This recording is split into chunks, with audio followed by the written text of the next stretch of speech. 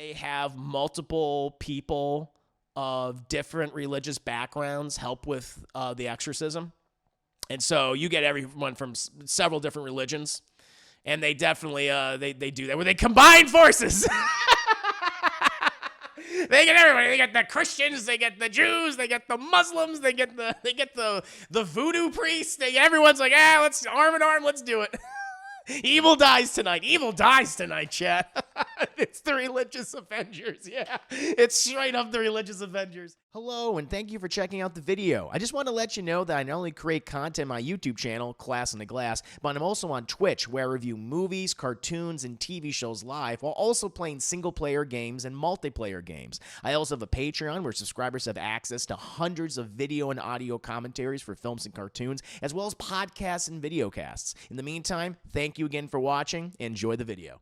We're going to go ahead and we're going to move on to the next part of my show, and that is my review for The Exorcist Believer, the latest Exorcist sequel in this series. Shadow, I guess it's more of a requel. You know, this film is ignoring the previous events of those other Exorcist sequels. I mean, who wants to remember Exorcist 2? I don't think anyone wants to remember that film, chap.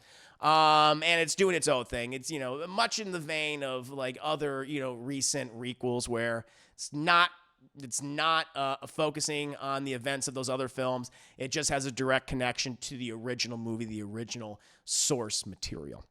And for those that need a bit of a backstory or synopsis, chat, when two young girls show signs of demonic possession, it unleashes a chain of events that forces a single father and another couple no one cares about to confront the ultimate evil. Terrified and desperate, they seek out Chris MacNeil, the only person alive who's witnessed anything like this before. And, you know, before we get into the film itself, which I know people are very curious about because this movie, I mean, you know, I mean, to be honest, chat, it's getting awful reviews. It's getting bad reviews. Everyone's saying that this is, you know, one of the worst sequels in this series, which is saying something because most of the sequels, not all of them, but most of the sequels have been pretty bad. But I did want to share my opinions on the films, at least those that I've seen. I have not seen all of them. I'll be honest right there. The TV show, which I've seen a little bit of, and also, I guess, the subgenre of exorcism films themselves. And also, I guess, the film career of David Gordon Green, who is the director of this movie. You know, I've talked about, you know, my experience with the original Exorcist film. I'm one of those outliers where I wasn't the biggest fan of it. Not that I thought like it was bad. Not that, you know, I thought it's like, you know, like, just a generic kind of dull horror film or something like that. I think it's a combination of things with me. One, I feel like I saw it when I was too old. I saw it when I was in my middle teens. And I think like some of the stuff that probably like initially freaked people out just didn't freak me out like at all. I found like a lot of the scary moments in the movie, like, you know, the head turning around and the projectile vomit of pea soup, and, you know, Reagan just saying like, "Your mother sucks cocks and how." It's like, it's hilarious. I'm like, she's the best stand-up comedian in this movie. It's like a horror comedy. And the other part of it is I've just never been in the supernatural horror before, you know. I mean, there are exceptions to the rule. Like, I really enjoy Poltergeist and even more recent films like, you know, Talk to Me. Of course, there's always exceptions to the rule. Sixth Sense, I think, is great. The others think is great, right? But I don't know. I've never been a big believer in the exorcism subgenre. And it's the other thing. I definitely saw other exorcism movies before I saw The Exorcist. And The Exorcist, I mean, you know, it kind of popularized that subgenre, and a lot of those movies, you know, borrowed from that, outright stole from that, and I had seen those films. And so when I saw The Exorcist, I'm like, it's just doing the same things that I've seen before. And so I just didn't particularly care for it. Not dismissing and saying like, whatever, it's just, you know, some generic horror film. There's a number of things I think are quite good about it, but I think when it comes to the scares, it didn't work for me. And it was just kind of the whole process of the haunting and the exorcism itself, and, you know, how kind of protracted that is. It was like, all right, we know what's going to happen eventually. And so, yeah, I didn't care. I am going to be rewatching it again soon. So I might have a renewed appreciation for it. I might have a new perspective because it's been quite some time since I've seen it. I haven't seen it in, at least 15 years, if not more. Probably 17 years. So I'm going to give it another try. I have seen some of the other films, Exorcist 2, which is just god-awful. I think it's also considered to be like one of the worst, horror sequels, certainly, but just one of the worst sequels of all time. Seems to not even understand what worked about the original movie at all. I've seen parts of 3. I've never seen 3 all the way, and I think The Exorcist 3 is actually kind of like a cult classic. I think when it initially came out, I think it was also due to just how terrible the second film was. It was a box office disappointment. It was a flop. But in years since, I think people have really found an appreciation for it, a renewed appreciation for it, and where, it took what worked about the original film, obviously, but also did new things too. And I think a lot of people praised, George C. Scott's performance in there. That's one I want to sit down and watch all the way through. I think that film deserves it because I've always heard good things about that movie. And I think there was maybe 2 other prequels. Are there 2 other prequel movies, or is this just one? I might be, I don't know, I might be misremembering, but I feel like there were 2 other Exorcist movies before this one, but they were both prequels. I think one was called Exorcist Dominion or something. I don't know. But they feel like they were both. I remember those playing on FX all the time back in the day, on cable. And I think I've caught a little bit of it, but I think I've combined the events of both those movies in my head. I know Stellan Skarsgård's in it. I know the most fertile man on the planet, Stellan Skarsgård, is in that movie, chat, in one of the movies. I think he's a priest or he's an archaeologist. I remember we're in the desert a lot of the times. Outside of that, that's my experience with the film franchise, right? Which, certainly a little different than I think a lot of people, when they first saw The Exorcist and it was this huge revelation and, it's this iconic, beloved horror film. I just don't really feel that way about it. I respect it. I respect what it clearly did and what it influenced and what it proliferated from it afterwards. And I'm going to give it another shot one day. So don't you worry. I might come back thinking you know what? Gave it another chance and I actually really liked the movie quite a bit. So we'll see. I watched a few episodes of the TV show. I did a review.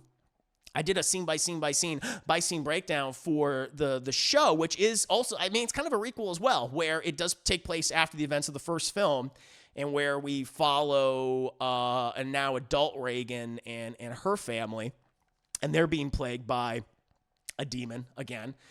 And we follow that, and I watched a few episodes of it. This is actually pretty good. And so I actually quite dug that show. I didn't keep up with it. I think by that point, it had already been canceled. Not that would, prevent me from going back and watching it, but I just got so busy. But I liked what I saw from that. And so that I thought was pretty cool. It's hey, let's move. Hey, clearly the sequels didn't work critically or commercially, whether or not the third one was great. It's just it didn't perform well. So let's move it to a different medium. And, it got 2 seasons, so it did have viewers, and I think it was well-liked as well. But I'd seen a few episodes, but I liked what I saw. And, the outside of the Exorcism franchise itself, talking about the subgenre that it clearly, influenced and inspired, and I think you can say kind of helped create, I'm not a fan, to say the least. Outside The Exorcist, maybe we'll have an Exorcist-esque scene in a typical supernatural horror film, I don't know, The Conjuring.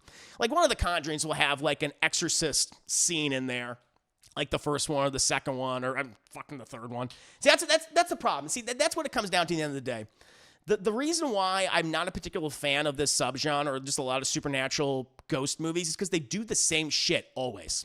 And there is an outlier occasionally, something like The Sixth Sense or something like Talk to Me that kind of throws the whole Exorcist subgenre its head and does something radically different that I really do appreciate. But so many of these movies just do the same thing over and over and over again. It always starts where either a family that's, either dysfunctional or happy, it's one of the two, nothing in between.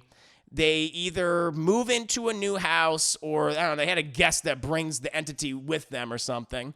And then the haunting always starts out kind of slowly. The demon or the ghost or whatever is just he's kind of a dick. He's he'll start moving some stuff around occasionally. He'll move a chair. He'll open all the windows, but then he'll start being an asshole, put all the furniture, on top of the table and stuff, and then he'll start fucking with one of the kids, mostly the women, sadly, mostly the daughters. That's what they go after, and the daughter starts being a little asshole, and then they got to call in like a supernatural expert or a priest or some guy that practices mumbo jumbo magic, and then they eventually expel the demon. And they're safe, but there's always one last scare, but then after that one last scare, they manage to get rid of it. Hooray! I mean, it's the same formula over and over again. I'm just like, I just don't like it. I find it incredibly dull and boring. So yeah, that's why I've never just been really excited about a lot of Exorcist films in general, even returning to this franchise. And then we have David Gordon Green, who's helming this latest movie. And, David Gordon Green originally came from comedy, obviously, directing stuff like, Pineapple Express and Your Highness, comedies that I'm not particularly very fond of at all. A lot of collaborations with Seth Rogen and James Franco at the time. But then he pivoted. And, he was placed in charge, or he was one of the big people behind the new Halloween films. And I thought he had an excellent debut of Halloween 2018. Like, I know, we'll talk about the other films in just a second. But I thought Halloween 2018 breathed so much life into the Halloween franchise, which was not doing very well at that point. I mean, you had certainly a lot of disappointing, sequels in the 2000s. Halloween Resurrection, of course, and then you had the awful Rob Zombie films, which I still maintain are the absolute worst Halloween sequels, Halloween movies, and they're just the dregs. Plus, his Rob Zombie was a hack to begin with, anyway. But then he did Halloween Kills, which was a disappointment. And I liked Ends. Ends is not your typical Halloween film, and I think a lot of people were caught off guard by that, and the marketing was manipulative. And that was not fair. But I like that movie. But 2018 to this day, I think is excellent. I really love that movie. But still, both those sequels, they certainly did not perform critically and commercially as well as that first film as Halloween 2018. So it's kind of odd that Universal Blumhouse would then say, "Hey, David, we're going to put you in charge of the Exorcist franchise. We're going to have you come in here. We paid $400 million for it," which I'm like, what? Did you guys know about that? The Blumhouse, Jason Blum, who's a pretty, frugal, savvy guy. I mean, listen, Blumhouse, they'll produce some good movies and they'll produce some bad movies. They're constantly going back and forth. You get whiplash. They've done some great stuff. They did some bad stuff. But they're pretty frugal with their budgets, and that's what has led them to be so commercially successful. But I was shocked to hear that they paid $400 million for this franchise. I'm like, I don't think it's worth that much. I don't think it's worth that much at all. Maybe like $50 million. Maybe you get like a bargain at $50 million, but 400, I'm like, that's weird to me. But they put him in charge of it, and his team of writers who also worked on the Halloween films. And I'll say this, I actually was liking a number of the trailers that they had released, for this film, and I was excited to see what might have been a fresh take on the Exorcism franchise, while also honoring the past by bringing back Ellen Burstyn, who played, Chris MacNeil, Reagan's mother, from the original film. Similar to Halloween 2018, in which, that film ignored many of the bad sequels, but also brought back, Jamie Lee Curtis as a hardened, though emotionally traumatized, Laurie Strode. You can kind of see the formula, right? And listen, I'll be honest, Jeff. I'm not gonna bury the lead here. This, sadly, is not the Halloween 2018 of the Exorcism sequels. Sadly, it is just another uninspired horror sequel that's doing the same exact things as its, more well-regarded predecessor, except poorly, incredibly poorly, in my opinion. Also, I'm going to tell you right now, I'm going to be honest right here. Also, the inclusion of Ellen Burstyn really bothers me. Not because she's giving a bad performance in the movie. I actually think she's quite good in the film.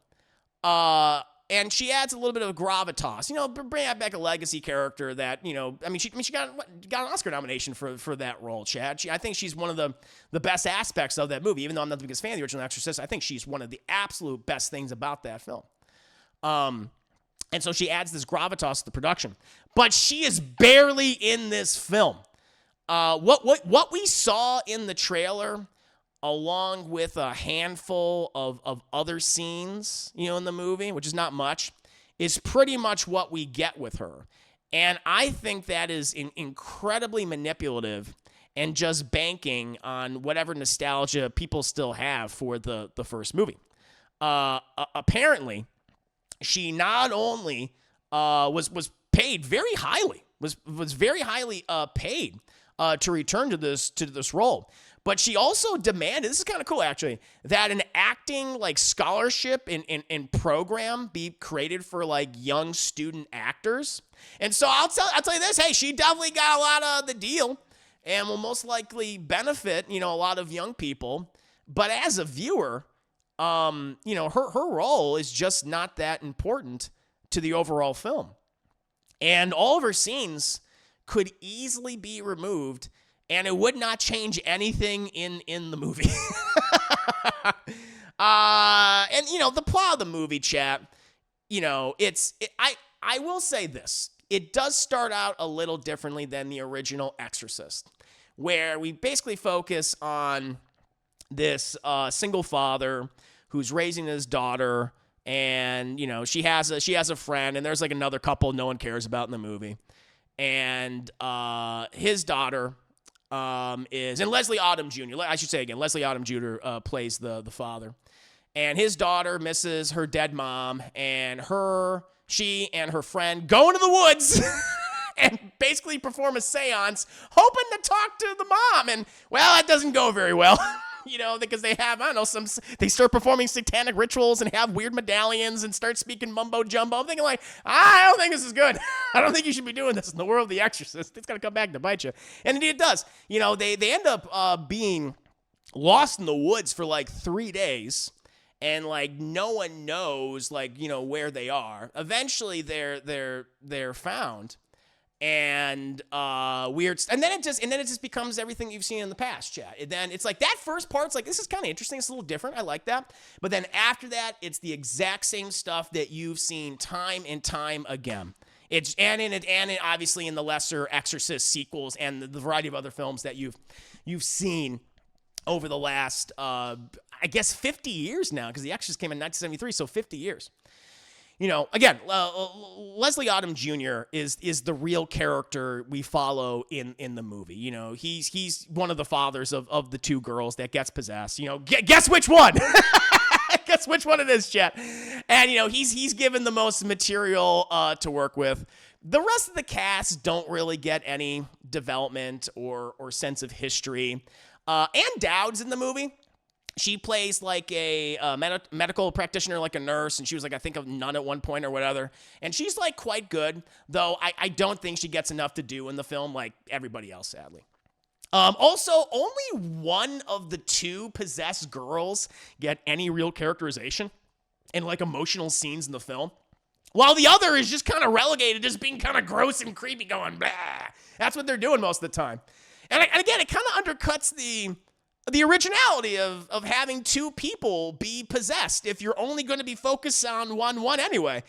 They primarily focus on Leslie Odom Jr., but that little white girl, they're fuck that little white girl. We don't give a shit.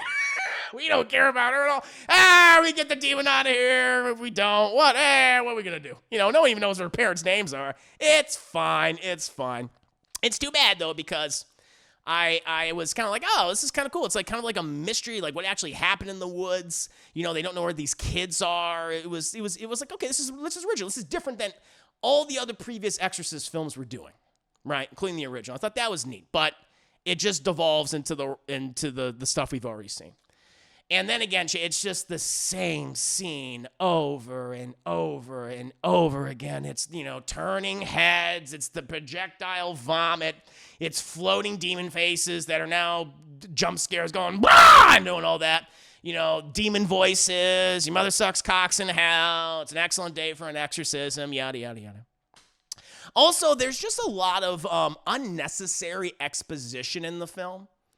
It's like there'll be like a scene where the actors will like they'll enter like a room or whatever, and they'll go like, oh, because it like smells really bad, like it stinks because these girls have been pissing and shitting and vomiting over each other for like the last like 3 days, right? But then they'll have like this ADR come in and someone goes, oh, it really stinks in here. It's like, yeah, no shit, it really stinks here. You don't need to tell us that. We can tell because you're an actor. You're an actor, and we can tell by your acting, your action going like, oh, it must fucking reek to high heaven. I don't need to have some like obvious ADR going like, you know what, it sure does stink in this room. I think it's the girls that stink. Like, I'm not, it's almost like either the studio or maybe it was David Gordon Green or whoever is just like, the audience might not understand that it's really stinky. Or, I mean, that's just an example in the movie. It's like, so let's put some ADR in there to over-explain all these goddamn mouth-breathing dum-dums that they don't know, in case they don't know. And so that I thought was, really, really unnecessary. At the end of the day, it's just another bad entry in this series, which probably should have just been one film anyway. And again, I'm saying this as someone who has not seen 3 all the way through, but I want to check that out. And I'm also kind of concerned that this is supposed to be the first entry in a planned trilogy. Again, like I said, chat, Blumhouse or Universal, whoever, they paid $400 million. I think it was Blumhouse. Blumhouse paid $400 million. Blumhouse paid $400 million for this franchise, which I do not think it's worth $400 million. And they're expecting to, make a lot of money back, on their investment. But I'm actually curious if they're going to go ahead and go through with it. Because I think the next movie is supposed to come out, is it next year? I don't know if it's already shot. I'm not sure if they are kind of filming all these back to back to back. I'd be very, very curious about this. What they're going to be going, how they're going to proceed, how they're going to go forward with, to say the least, the really bad response to this movie. And this is just another thing too. I was watching this movie, and I was thinking about the first film and the sequels, the ones that I have seen. Obviously the second one. Some of the prequel stuff, and then just other exorcism movies in general. And I think I've kind of come to the realization, I think just overall, like this subgenre, I think there's a profound misunderstanding of the original movie. And I think it proliferated in the absolute wrong way. In that, I think a lot of people always think that the main character of all these movies, the thing that people are invested in the most, is the person who is possessed, is the person who needs to be exorcised, right? You gotta get the demon out of them.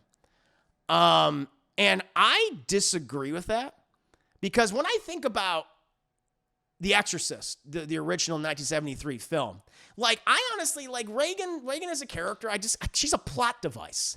She's literally a plot device. The people that I've realized and I'm far more invested in that I like are the Chris MacNeil character, are the priest who is having a crisis of faith and doesn't believe anymore, but he's thrust in a situation where he has to believe, because then all these other people's lives will be destroyed. And he's also dealing with the passing of his mother and his grief. And that's the thing that the original Exorcist, no matter how I might feel about it, did the best, is that it's about the supporting cast of characters reacting to this situation, to this person that is undergoing this horrific transformation, this cruel transformation. Like, Reagan is not a character. She is absolutely a plot device. And yet, I think for whatever reason, so many people who made those sequels afterwards, and so many people that have made exorcism movies, whether it be James Wan or whoever else, they've always said, it's about the demon. It's like, no, it's not. It's about the other supporting characters. And I think that's been lost along the way. And I was actually hoping that this movie was going to change that, especially in the beginning of the film when we were dealing with it's like a mystery. We don't know what these girls, like, it's like, they kidnapped, like we don't know, we're spending a lot of time with these other characters. And then it just evolves into the same things we've seen time and time again. And I found that disappointing. And it's a subgenre which, outside of a few outliers, Talk to Me most recently, which is a better Exorcist sequel than any of the other films, at least the ones that I've seen. It's a subgenre that I don't think is going to grow anytime soon, or they're not willing to take any risk with pre-established franchises within this subgenre. And I think this is the case again for this movie, which is too bad. So much of this film I was watching, it felt like, did James Wan direct this movie? Because there was so many of his filmmaking sensibilities and style in this film. Just it's the repetition. It's just the constant repetition of we gotta constantly just do the same ghost stuff over and over again, the same exorcism stuff over and over again. And I was hoping that David Gordon Green would avoid that, but he doesn't avoid that. He just indulges in it. He indulges in it so thoroughly. And I was like, oh, why you do that, man? Why'd you do that? So yeah, it's a big disappointment, chat. One of the biggest horror disappointments of the year, and in a year that's been pretty good for horror films. But sadly, chat, it's another disappointing Exorcist sequel. So I can safely say I am not a believer of The Exorcist Believer. But what about you guys? What do you guys think of? Did you guys see The Exorcist Believer? Did you like it? Did you dislike it as much as I did? Let me know. 5 minutes later. There's one scene that made me laugh, and it was the third act. The team up scene. Yeah. So they do another original thing in the movie outside the first act, where they have multiple people of different religious backgrounds help with the exorcism. And so you get everyone from several different religions, and they definitely they do that where they combine forces. They get everybody. They get the Christians, they get the Jews, they get the Muslims, they get the voodoo priests. Everyone's like, let's arm in arm, let's do it. Evil dies tonight. Evil dies tonight, chat. It's the religious Avengers. Yeah, it's straight up the religious Avengers. And I'm like, you know what? I see what you're going for, but it's not working. It's not working. It's very funny.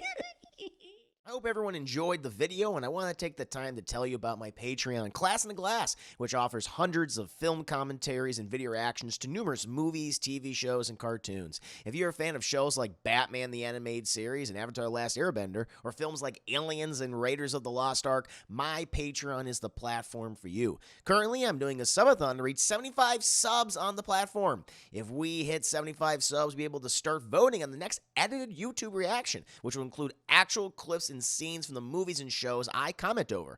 Choose from such films as Fire and Ice, Masters of the Universe, Mighty Morphin Power Rangers the movie, Mortal Kombat Annihilation, or Spawn. Subscribing at any tier level is appreciated, and feel free to give feedback at any time. Thank you again for watching the video, and see you next time.